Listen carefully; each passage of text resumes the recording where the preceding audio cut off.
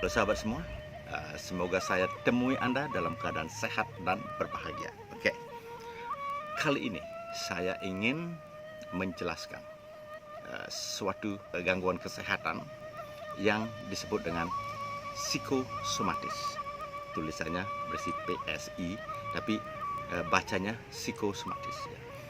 Apa itu psikosomatis? Jadi sahabat semuanya, psikosomatis itu terdiri atas dua kata, yaitu psiki dan soma. Psiki itu adalah pikiran dan soma adalah tubuh. Jadi psikosomatis dalam garis besarnya adalah gangguan kesehatan tubuh. Jadi gangguan kesehatan tubuh yang kita rasakan secara nyata yang disebabkan oleh pikiran. Makanya banyak dari saudara sekalian atau sahabat sekalian yang merasa sakit, berobat ke dokter, sudah gitu melakukan tes darah dan sebagainya, dan ternyata dokternya bilang Anda itu tidak apa-apa. Nah, akhirnya si pasien atau orang ini akan berobat dari satu dokter ke dokter yang lain, ke dokter yang lain lagi, untuk mendapatkan dokter yang cocok.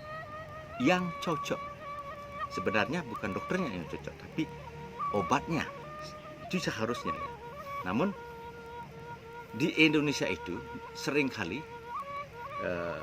pasien atau klien itu melakukan pengobatan dari satu dokter ke dokter yang lain untuk menemukan dokter yang cocok.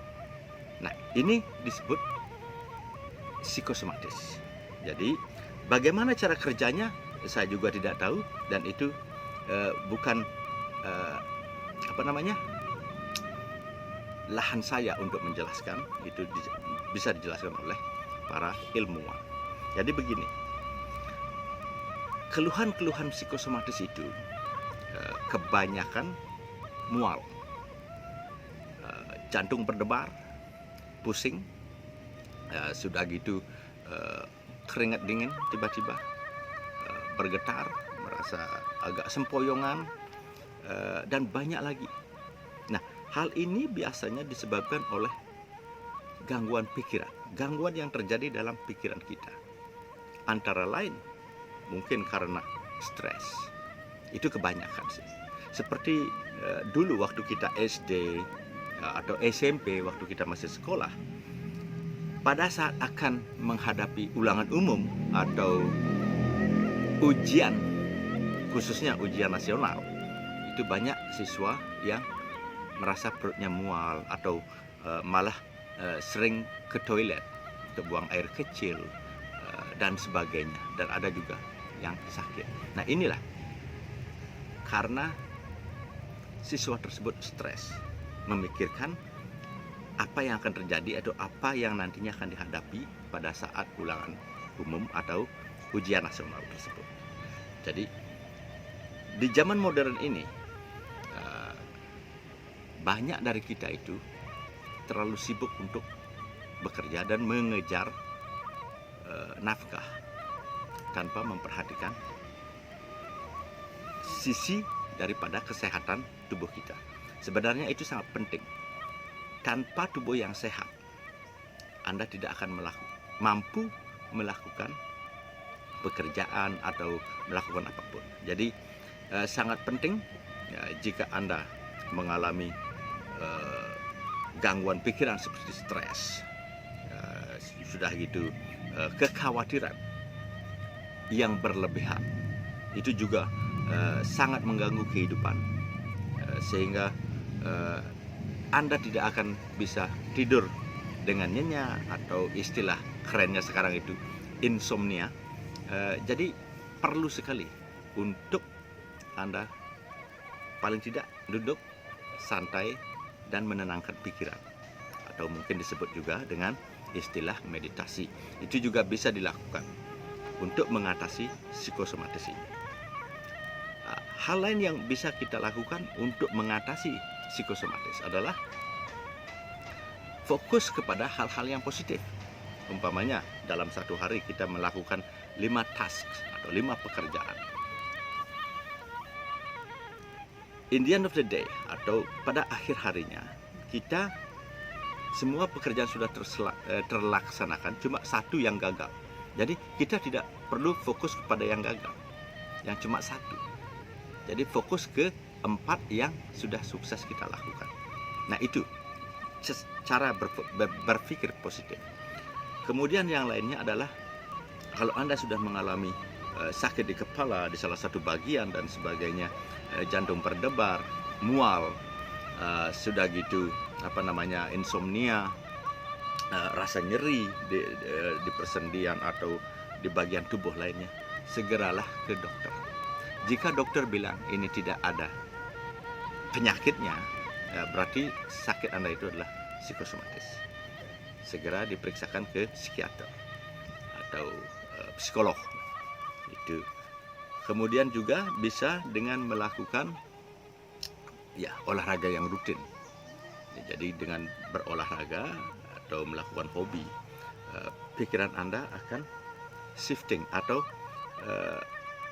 berpindah fokus ke hal yang lainnya. Itu juga bisa dilakukan. Yang ketiga adalah dengan meminum obat-obatan yang dianjurkan oleh dokter. Jadi jangan sembarangan minum obat-obatan ya. Jadi hanya minum obat-obatan yang dianjurkan oleh dokter, bukan oleh saya ya. Karena saya bukan tukang obat. Jadi kemudian yang saya pikir cukup efektif itu adalah dengan melakukan terapi. Ya, ada istilah terapi kejut atau terapi strum, itu bisa. Tapi saya juga tidak tahu bagaimana efektivitasnya itu, karena saya sendiri bukan praktisi terapi kejut atau terapi strum itu. Nah, kemudian yang terbiasa saya lakukan itu adalah dengan melakukan terapi hipnoterapi atau hipnosis, dan juga dengan terapi yang baru saya kemas, itu percampuran dari pernafasan Raja Yoga, kemudian ada istilah Aji Sirep di Bali yang dikombinasikan dengan animal magnetism. Nah, ini saya sebut dengan terapi Aji Sirep Ngadeg. Jadi saudara-saudara sekalian, sahabat semua, kalau Anda mempunyai perasaan stres atau pikiran stres, kecemasan yang berlebihan, itu sebaiknya melakukan terapi di klinik-klinik yang terdekat. Karena hal ini juga kalau tidak ditangani dengan bagus akan mengakibatkan semakin parahnya itu penyakit, bahkan bisa berakibat stroke. Nah, jadi itu saja dulu tentang psikosomatis. Mudah-mudahan para sahabat, para teman sekalian mempunyai gambaran bahwa apa dan bagaimana pikiran seseorang atau pikiran kita bisa dan mampu mempengaruhi kesehatan tubuh kita. Jadi cukup sampai di sini aja dulu. Semoga Anda sekalian sehat-sehat selalu dan berbahagia. Terima kasih sudah menyaksikan video saya.